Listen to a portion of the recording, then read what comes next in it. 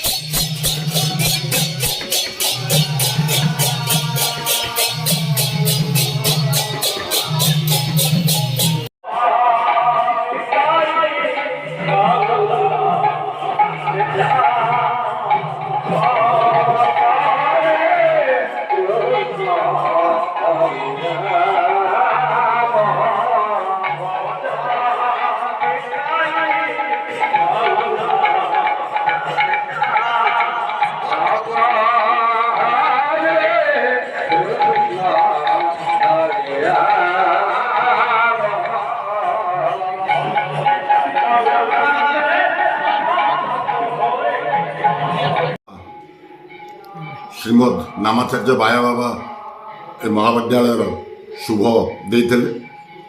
ପ୍ରତିଷ୍ଠାତା ବାବାଙ୍କ ନିର୍ଦ୍ଦେଶ ଅନୁସାରେ ପ୍ରତିବର୍ଷ ଧନୁ ସଂକ୍ରାନ୍ତିରେ ଆମର ଫାଉଣ୍ଡେସନ୍ ଡେରେ ଆମେ ଅଷ୍ଟପ୍ରହର ନାମଯଜ୍ଞ କରୁ।